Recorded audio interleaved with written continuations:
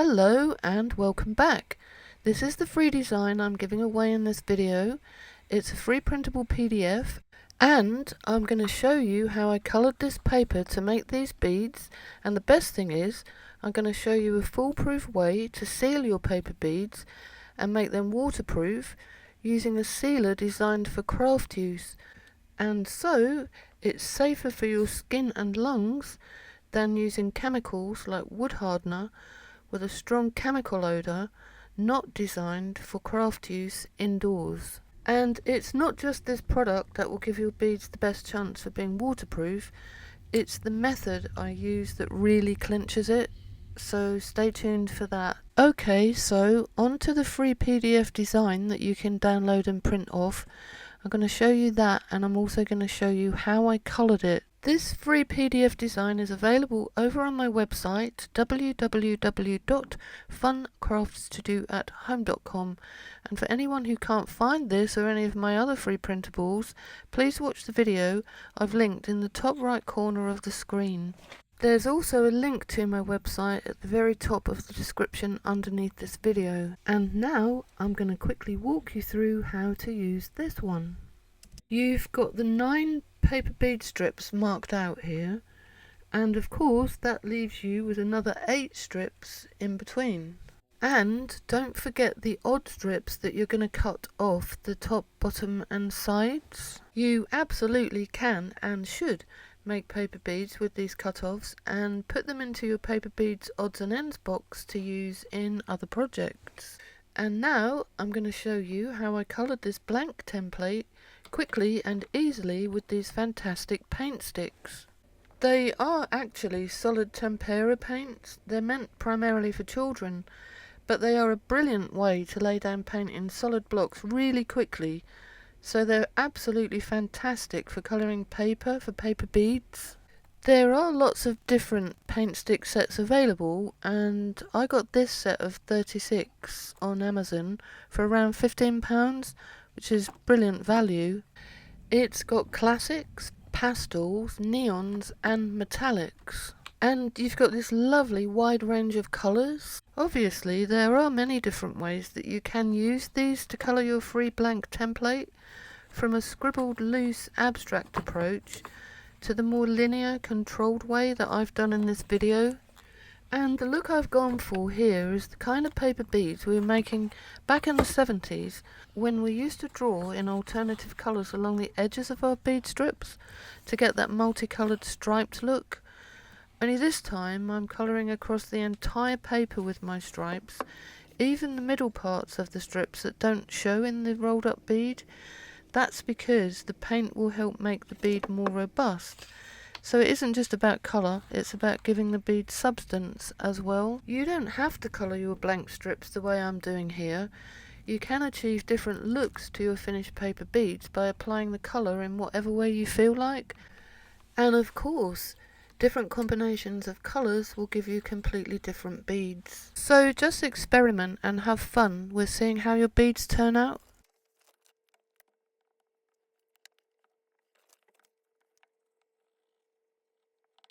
Once you've coloured your whole blank template, it's time to cut the strips out. I usually use a steel ruler and a craft knife or a scalpel. I find that easier, but you can use scissors if you want to. And don't forget to keep these off-cut edges to make odd-shaped beads. They soon build up and you can make bracelets with them too.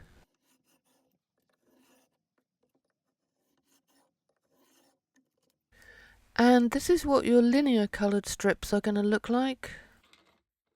When you cut the in-between strips, they have a slightly wider tip, but that's fine.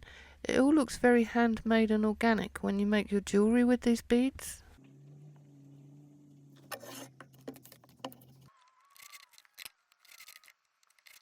And there we have them all cut. Now, if you have coloured the template on the front, meaning where the cut lines are, some of your strips will have the black lines on, unless you cut them off, which is quite fiddly. This means some of your beads will have a fine black line spiralling around them, which can look quite good. The strips you see here don't have that black line, but you will see what I mean further on. Regular viewers here will know that the next step is when I colour the cut edges of my strips. This is to prevent having a white spiral around the finished beads. It's a bit more fiddly matching the colours to the stripes, but it's very worthwhile. It doesn't actually take long once you get going. And make sure you colour the inside of the wide end of each strip, or you'll end up with a distracting white core hole. So now it's time to do the first phase of the waterproofing, and you'll need a sheet of parchment paper like this that is non-stick. And for this method you will also need a pot of my super sealer dishwasher safe glossy Mod Podge. I cannot recommend this highly enough. It's the best sealer I've found for paper beads that's actually designed for craft use and is not some harsh, smelly chemical that is dangerous for lungs and skin. So just how waterproof is this dishwasher safe Mod Podge? Well, I used the method I am about to show you to waterproof an odd off-cut bead, and then I put the bead into a cup of water for 8 hours. You can hear how hard the bead is with the dishwasher safe sealing method I used. It makes the beads really hard. So then I dumped it into a cup of water and I left it there for 8 hours. Then I dried it thoroughly for 24 hours, and this was the result. Still rock hard and no damage whatsoever, no swelling or uncurling at all. So I think it's safe to say using dishwasher safe glossy Mod Podge will cover your paper beads for splashes and minor accidents. So let's move on to the method I used to achieve this level of waterproofing. First, roll your tub of Mod Podge back and forth to mix it and minimise getting any air bubbles in there. Then you're going to use a small soft brush to apply the Mod Podge to the inside of the paper bead strip. And make sure that the inside of the paper bead strip is completely covered.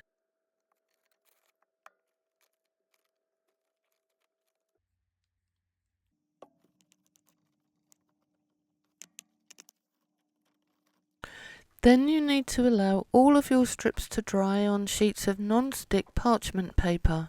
Next, coat the fronts of the strips with the sealer and allow them to dry as well. And then once all your strips are coated back and front, it's time to roll your beads. For the next steps, you're going to need something to hold your beads on while you air dry them. I used to use a block of Florist Oasis that I could stick toothpicks in, but I don't use it now because tiny particles of it get airborne and can be breathed in very easily, which is not good. So I got this chunk of craft styrofoam instead. And of course I use toothpicks to hold the beads in place in the styrofoam. And of course you will need a paper bead rolling tool like this one. I make my own, and if you want to know how you can make one and where to get the slotted pins, watch the video coming up in the top right corner of the screen now. So now you will take your pre-sealed paper bead strips and you'll roll them, adding more of the dishwasher safe Mod Podge as you roll. And you're going to need your sheet of non-stick parchment paper again so that you can protect the surface that you're working on. And as if by magic, mine appears now. This can get quite messy, but it's worth it because your beads will be very, very hard, durable and waterproof, with all the sealer that you've used by the end.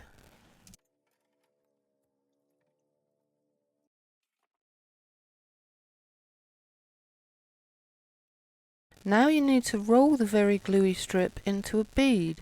Some of the Mod Podge will squish out, but that's fine. It all helps to make extremely robust paper beads that won't be affected by a bit of water.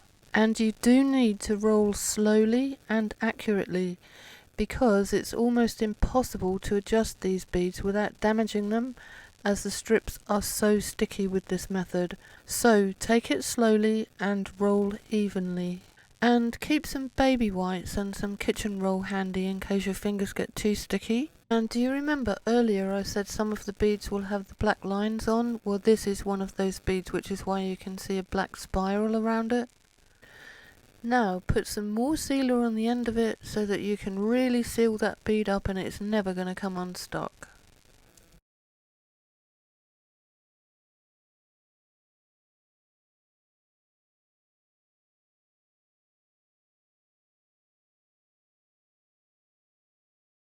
And here you can really see the black spiral that I talked about, and that's from the cut lines of the template.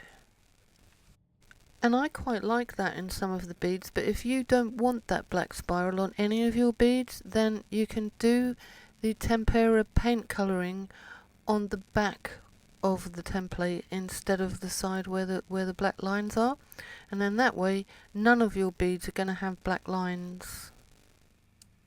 And then of course the final step is to give the beads another coat of dishwasher safe Mod Podge, and you can see now why these beads are so waterproof and why mine lasted 8 hours in a cup of water.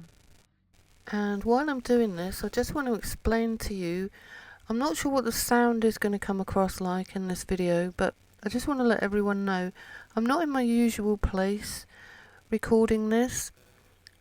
We're actually in a caravan.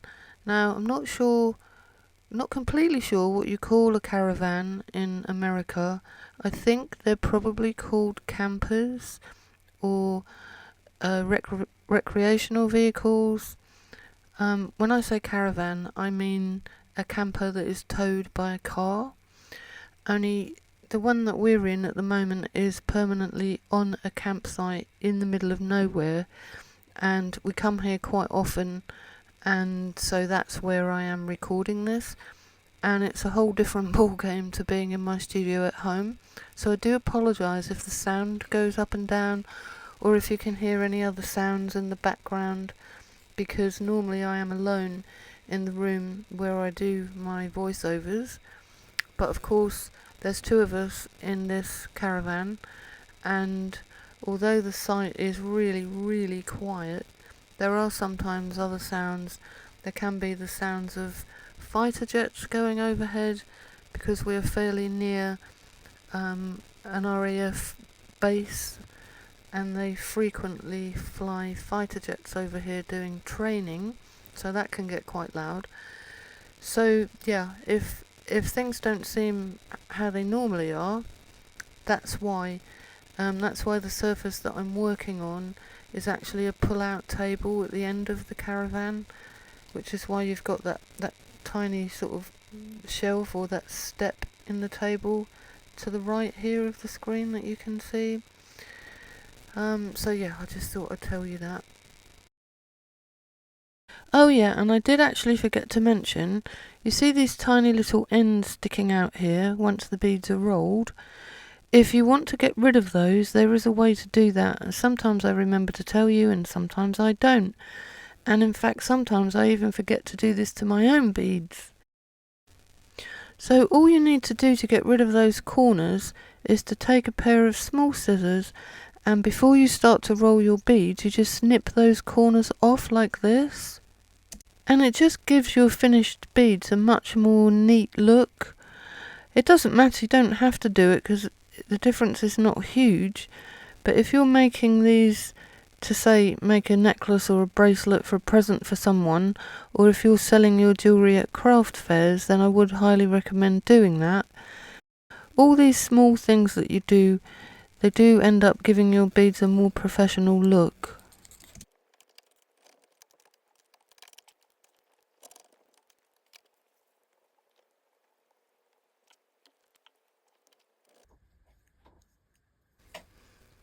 And you can see the difference here. It just looks much neater. And here is some of the finished beads, and you can hear how strong they are by the way they click when they fall together. And they are really hard. Very difficult to squash. Yeah, this is quite a time-consuming way to seal the beads, but if you are serious about making your jewellery, then it's worth taking the time. So these are the ones with the black spiral around them. The ones I just showed you, are the ones without the black spiral around them. And as I said, you could avoid the black spiral completely by colouring the back of the template instead of the front with the lines. But when the beads are mixed, the ones with the lines and the ones without, you don't, if you do them alternately in a bracelet or a necklace, they really don't look out of place, and I really like them. So I also made these tiny spacer beads using the dark blue paint stick. And in case you're wondering how to make these skinny little spacer beads, I'm now going to show you how I make mine. This is a paper that I coloured with a yellow paint stick because I wanted some tiny yellow spacer beads for the other bracelet that you'll see at the end of the video. I really love these paint sticks. I'll put a link to them and other items I've used in this video over on my website. There will be a direct link to my website in the description below this video. This paint is so stable once it's completely dried out. I absolutely love it because it doesn't smudge or anything. And I've turned it over to draw out my bead strips on the plain side. And I'm using my plastic paper bead strip template to easily draw out a series of 1/4 inch tapered paper bead strips. I manufacture this template myself and I sell them in my Etsy shop if you want one. I will leave a link to my Etsy shop in the description beneath this video. You can use this template to easily draw out paper bead strips with 1 inch, 3/4 inch, 1/2 inch or 1/4 inch bases, and you can do that for either tapered beads or straight beads that you can make tube beads with. So there's 8 different apertures on that one template. It's a massive time saver, and I designed it specifically to make my life easier when drawing out paper bead strips. I actually wanted a clear, thick, durable plastic template that I could see through to make the most economical use of my papers. I actually started off drawing out 1/2 inch strips here, but I soon moved over to the 1/4 inch one because 1/2 inch beads would have been too big as spacer beads for this bracelet. But watching me draw out these 1/2 inch strips, you can see how easy it is to see through to the paper and line your strips up really close together so you don't waste any paper.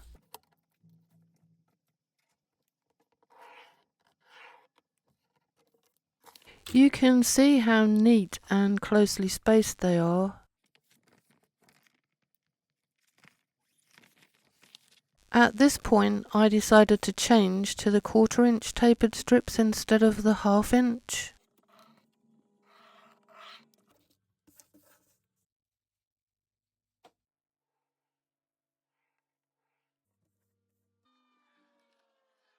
And here they are, all ready to cut out with a scalpel and a ruler.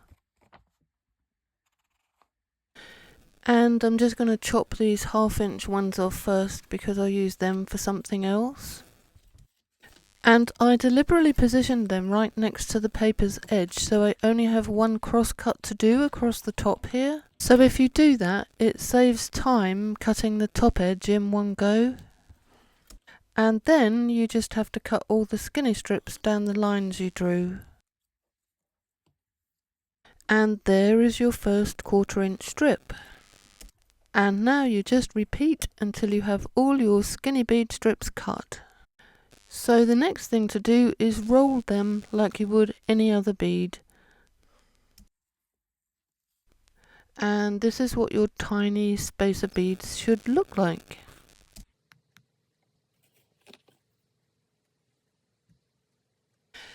This is the bracelet that I used them in. These beads are different to the first ones that you saw me make.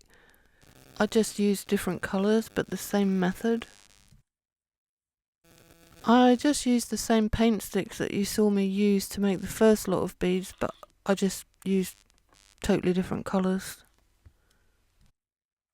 And this is the bracelet that I made using the paper that I coloured at the start of this video, the one that you saw me using the paint sticks for.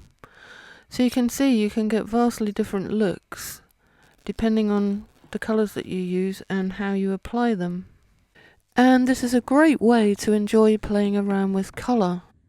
So just to recap, these are the paper bead strips that you saw me colouring at the start of this video, and I did actually do another set that I didn't film, and this is what they looked like before I made them into beads. Yeah, these are the other colours that I chose. These are the ones that I used with the yellow spacer beads that you saw me make. So if you do get a set of these paint sticks, do experiment with colour and see how many different variety of paper beads that you can get.